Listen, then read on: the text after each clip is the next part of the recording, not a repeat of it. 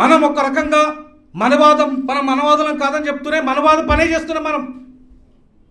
అవునా కదా?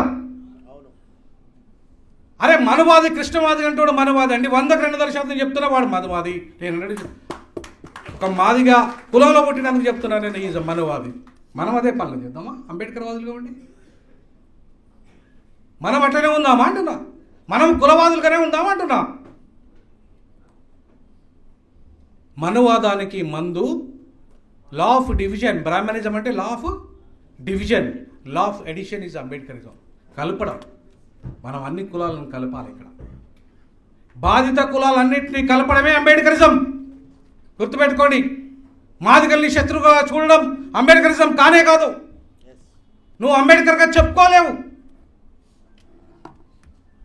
నువ్వు అంబేద్కర్గా చెప్పుకోవాలంటే నీ తోటి అంటరాని వాడిని ప్రేమించినప్పుడు మాత్రమే అంబేద్కర్గా చెప్పుకునే అర్హత ఉంది నీకు.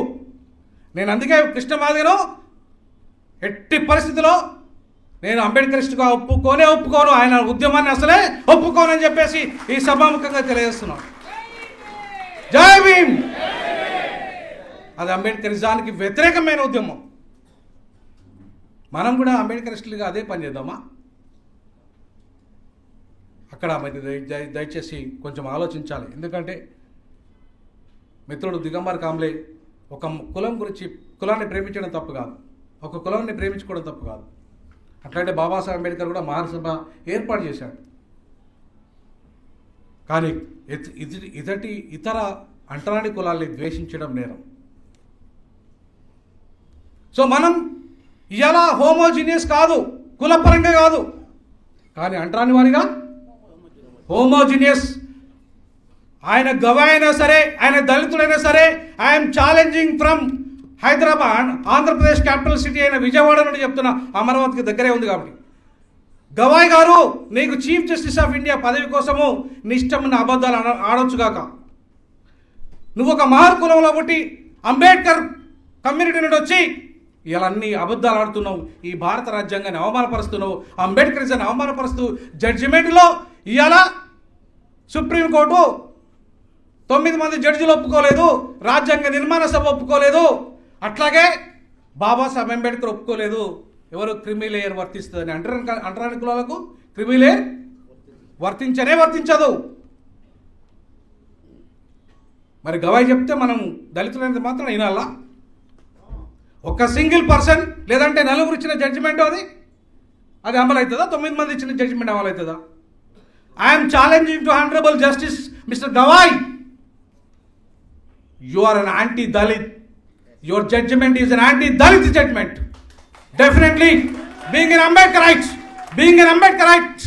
I strongly oppose your judgment on the issue of the creamy layer. మిత్రులారా, మనం కొంచెం మూలాలకు వెళ్తే ఇంకా నేను కొంచెం టైం తీసుకోవచ్చా? ఇంకా 10 నిమిషాలు తీసుకోవచ్చుగా?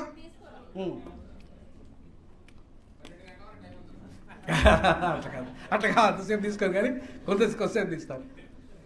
ఇవాళ ఉమ్మడి ఆంధ్రప్రదేశ్ సమస్యను జాతీయ సమస్యగా మార్చింది ఎవరు? యాక్చువల్గా ఇది ఉమ్మడి రిజర్వేషన్ ఆంధ్రప్రదేశ్ సమస్య. ఇది 341కి సంబంధం లేని సమస్య. ఇది 341కు సంబంధం లేని, అసలు సంబంధమే లేదు. మనకు 341కు సంబంధం లేని ఇష్యూ ఇది. మీరు ఒకసారి 371D అనేది మీకు ఒక్కసారి రెండే లైన్ చదివి వినిపిస్తాను నేను. ఎందుకంటే మన వాళ్ళు రాజ్యాంగం తెలుసుకోవాలి, కొంచెం చదవాలి. 371D special provisions respect to the state of Andhra Pradesh. ఇప్పుడు అది స్టేట్ ఆఫ్ తెలంగాణ కూడా వచ్చింది.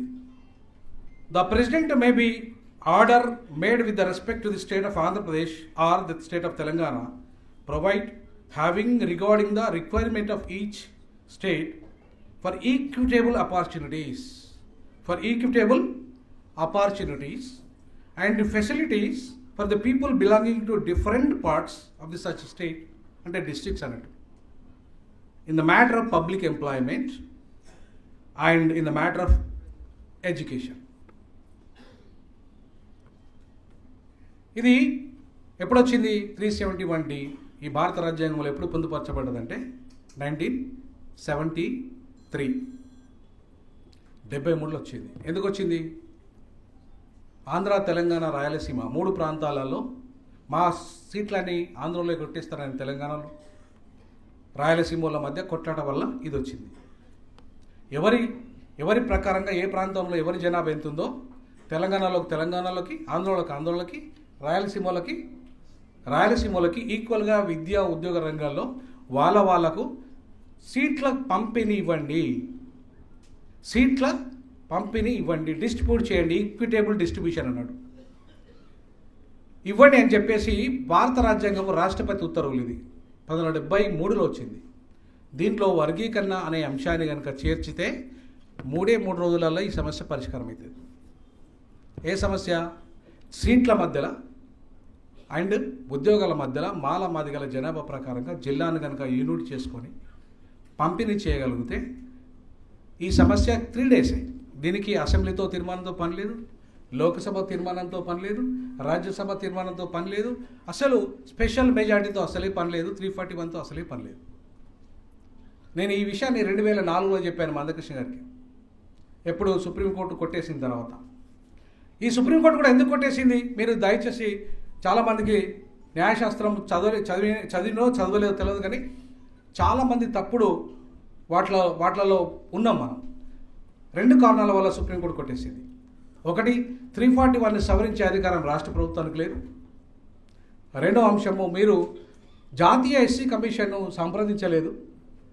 338 క్లాస్ 9 ప్రకారంగా ఏంటంటే, మీరు జాతీయ ఏదైనా పాలసీ మ్యాటర్ను మార్చేటప్పుడు, అంటే ఏబిసిడి అనే పాలసీని మార్చేటప్పుడు, అంటే క్లబ్గా ఉన్న ఉమ్మడిగా ఉన్నదాన్ని ఏబిసిడిగా చేసినప్పుడు ఒక పాలసీని మార్చారు మీరు.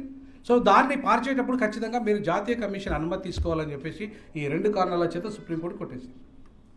మరి 2022 పంజాబ్ కేసు వరకు కూడా మందకృష్ణ మాదిగ అంటే అయినా సుప్రీంకోర్టులో రివ్యూ పిటిషన్ వేసిండా? వేయలేదుగా. నిజంగా వర్గీకరణ కావాలనుకున్నాడైతే అప్పుడు చంద్రబాబు నాయుడు ప్రభుత్వం ఉంది, నేషనల్ ఫ్రంట్ ప్రభుత్వం ఉంది, చంద్రబాబు నాయుడు సపోర్ట్తో నడుస్తున్న నేషనల్ ఫ్రంట్ ప్రభుత్వం ఉంది. ఇక్కడ ఎవరి ప్రభుత్వం ఉంది?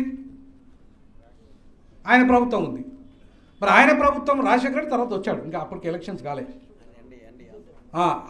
సో మరి అటువంటిప్పుడు నువ్వు పార్లమెంటులో చట్టమే చేయాలన్నప్పుడు, 341తో సవరించాలన్నప్పుడు నువ్వు అక్కడన్నా చట్టం చేపియాలి. చేపియవు. ఎందుకు చేపారు అంటే 86 మంది ఎంపీలు, ఎస్సీ ఎంపీలు ఉంటే ఈ వర్గీకరణను వ్యతిరేకిస్తున్న వాళ్ళు 80 మంది ఎంపీలు, సపోర్ట్ చేస్తున్న వాళ్ళు 6. పార్లమెంటులో 86 మంది ఎస్సీ ఎంపీలు ఉంటే వర్గీకరణను వ్యతిరేకిస్తున్న వాళ్ళు ఎంతమంది? ఇప్పటికి కూడా చట్టం వస్తుందని అడుగుతున్నా. ఇప్పుడు దిగంబర్ కమలే చెప్పాలి నాకు. ఈ రోజు వరకు కూడా పార్లమెంటులో చట్టం అసాధ్యం, ఛాలెంజ్ చెప్తున్నా నేను. పార్లమెంటులో చట్టం చేయడం ఛాలెంజ్ చేస్తున్నా నేను. I'm challenging. 400 సీట్లు కాదు, 440 సీట్లు వచ్చినా కూడా నువ్వు పార్లమెంట్లో చట్టం చేయలేవు Narendra Modi. I'm challenging you before you.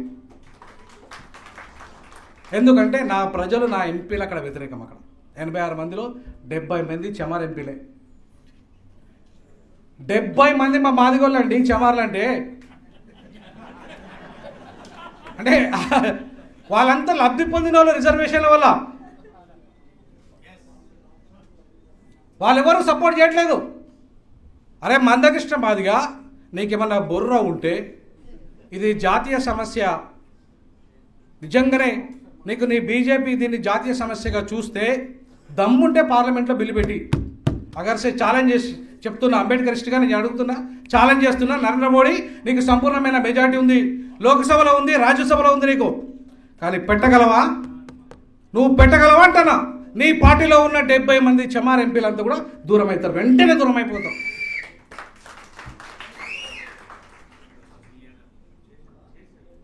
ఒక్కడు సపోర్ట్ చేయడు, ఒక్కడు ఉన్నాడు బీజేపీలో. బీజేపీ కొలాప్స్ అయిపోతుంది ఉత్తర భారతదేశంలో. వాళ్ళ ఆర్ఎస్ఎస్ ఎజెండానే కొలాప్స్ అయిపోతుంది. అందుకే భయపడి దొడ్డిదారిలో ఈ పనికిరాని జడ్జిమెంట్ ఇప్పించింది. కాబట్టి మిత్రులారా, ఇవాళ మనం అంబేద్కరిస్టులకు భయపడాల్సిన అవసరం లేదంటున్నా నేను. నరేంద్ర మోడీ కాదు, తాతకు భయపడాల్సిన అవసరం లేదు. అని తాతకు భయపడవలసిన అవసరం లేదంటున్నా. అంబేద్కరిస్టులు తలుసుకుంటే ఈ దేశాన్నే కాదు ఈ ప్రపంచాన్ని మార్చగలరు. ఈ ప్రపంచాన్ని మార్చే శక్తివంతులు అంబేద్కరిస్టులు. జై భీమ్ చెప్తున్నా. ఈ దేశాన్నే కాదు 21వ శతాబ్దం అంబేద్కర్ శతాబ్దం. ఈ ప్రపంచాన్ని మార్చే శక్తి అంబేద్కరిజంలో ఉంది. ఈ భారతదేశం లెక్కన మనకు, నరేంద్ర మోడీ లెక్కన మనకేమన్నా? నో, కానే కాదు.